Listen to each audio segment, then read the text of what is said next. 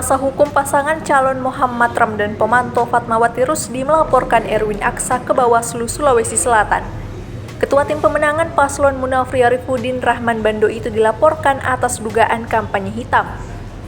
Erwin diduga telah menyerang kehormatan dan mencemarkan nama baik dan dianggap merugikan pasangan Dani Fatma dalam kontestasi pemilihan wali kota Makassar. Ilham Arjuna selaku kuasa hukum Dani Fatma menyebut serangan itu berbentuk pernyataan yang tersebar di pemberitaan sejumlah media online.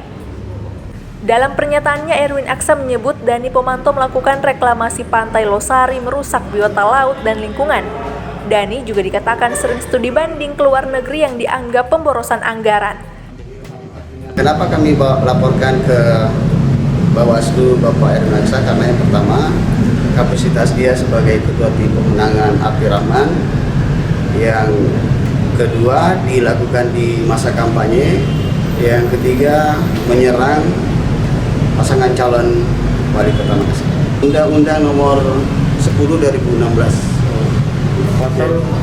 Pasal 69 huruf B dan huruf C. Jadi ya itu tadi yang saya jelaskan, karena kapasitas dia sebagai ketua tim pemenangan dan ini sangat merugikan pasangan Dani Pomanto dan Ibu Fatma. Pak Dani Pomanto merasa dengan pemberitaan itu dia kehilangan kepercayaan dan kemungkinan pemilih Kota Makassar ini tidak akan memilih dia. Makanya kami diminta untuk melaporkan itu.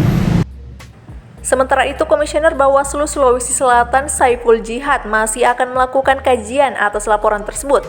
Bawaslu disebut memiliki 2 hari untuk menentukan apakah laporan tersebut memenuhi syarat formil dan material. Saiful juga belum bisa memastikan apakah laporan tersebut masuk dalam kategori black campaign atau tidak. Kita harus pelajari dulu apakah itu dilakukan dalam konteks kampanye atau pernyataan yang di luar kampanye. Kan ini kan kita harus lihat, kita harus dudukkan semua apakah itu menjadi bagian dari kegiatan kampanye, karena pasal 69 Undang-Undang nomor 10 atau Undang-Undang nomor 6 tahun 2020 itu adalah kegiatan yang dilakukan pada saat kampanye. Nah, kita akan lihat apakah pernyataan itu disampaikan dalam konteks kampanye atau pernyataan itu disampaikan dalam konteks biasa bukan dengan kampanye, ataukah setiap pernyataan orang bisa dimaknai sebagai kampanye. Nanti kita akan coba diskusikan terkait dengan itu.